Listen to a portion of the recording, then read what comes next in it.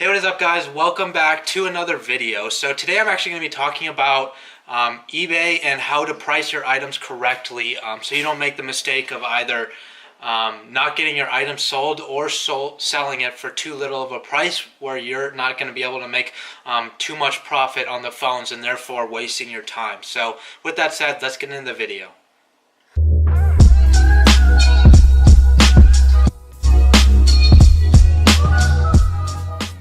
So I actually have six main points that I'm going to be talking about. They're pretty quick. This isn't going to be a long video because it's a pretty simple topic, but the first tip on how to price your items correctly on eBay is actually checking the previous sold listings. And this is something I preach a lot in all my videos, and how I price my items based on certain formulas that I have shown you in past videos.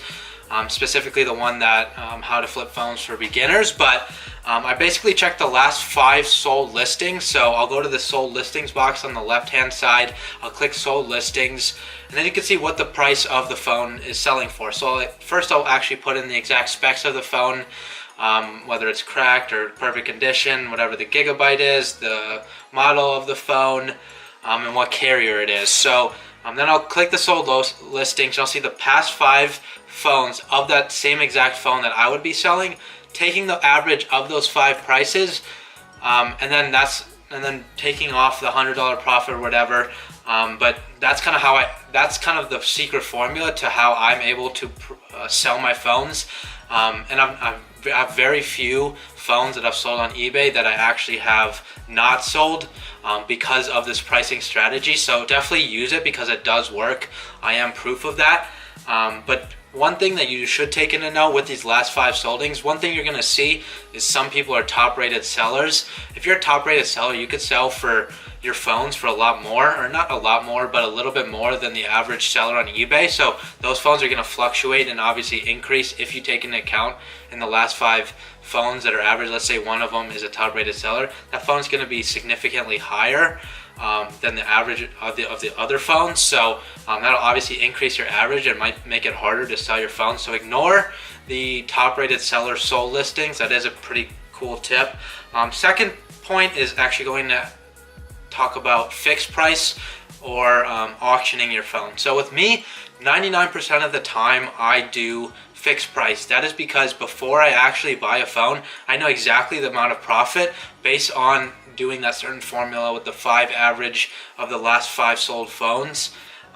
So with that said, I know exactly what I should sell the phone for on eBay based on those last 5 averages. I mean, it shouldn't change between the time of you checking the listing and you having to resell, because that's probably going to be about a day or 2 difference. So for me, I choose fixed price, and that's basically if you're using fixed price, you have to know what you're selling it for, and using that 5 average of the sold listings, that should give you it. And if there has been a couple phones that I really don't know if there's a couple things wrong with them, maybe there's like a bad LCD and a bad fingerprint scanner and like a fogged camera, then I'll just put up the phone and kind of see what it sells for. I generally should know what it should be, like $100. I don't know if I'm not going to go into it knowing if I'm going to make $20 or $400. I generally know kind of the range it should probably sell for. But with that said, auctions, I always do 3-day, just because I like to take my inventory in and out pretty quickly. 7-day kind of holds your inventory a lot, and therefore you're not having money on the back end to be able to buy more phones. It's $1 extra. It's not something significant. I mean, it could add up to like maybe $10-15 a month. That's really insignificant when you're making over $100 a single day. So I always choose 3-day listing, and I always do a buy it now option. That buy it now option, if I'm doing listing, as I said, I don't really know the price, but I should know the general range. So if I know it should sell between 100 and 150, I'll probably put it at like 140 or 150. See if somebody will buy it at that higher price. And if not, I mean, just take whatever people are going to bid on it.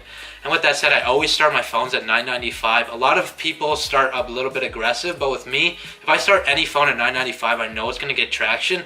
And once it gets traction, it's better viewed on eBay. It's pretty higher ranked.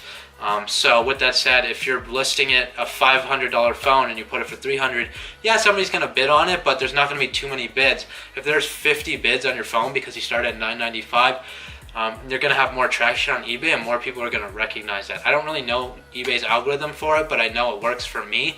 It's something you guys should implement every time you sell a phone on eBay if it's an auction. If it's fixed price, yeah, you're just going to sell it. And for that too, I also do 3-day listing just because I like inventory to go fast, and I just like the money to be in my pocket. I mean, who wouldn't? Quicker for $1 extra. You can't really complain.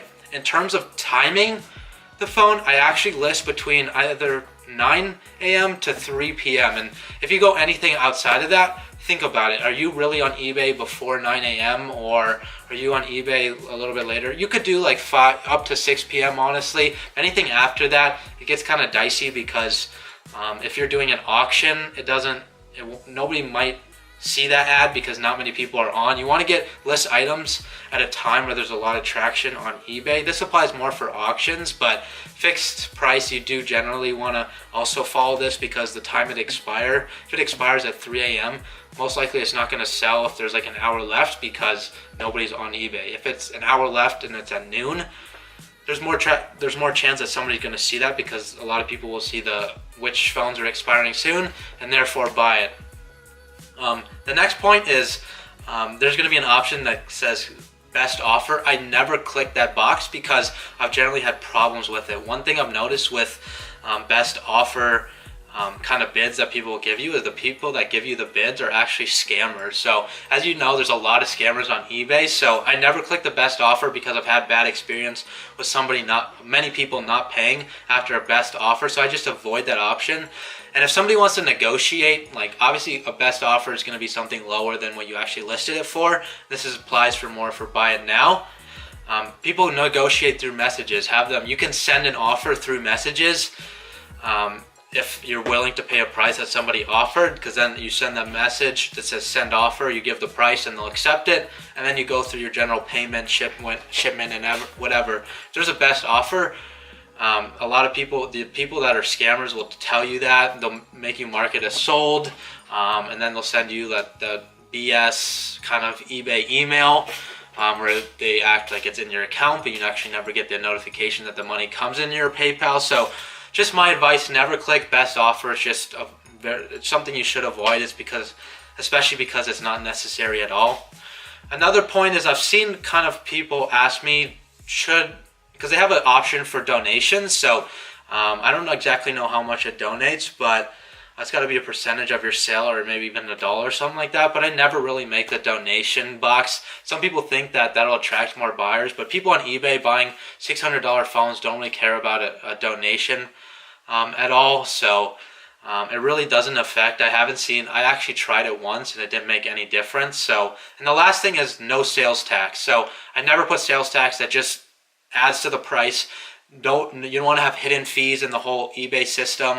When somebody's trying to buy your phone, you just want to have the price and either free shipping or paid shipping, and that's obviously recognizable straight from the listing. So with that said, I hope you guys enjoyed the video. Don't forget to give it a thumbs up if you enjoyed.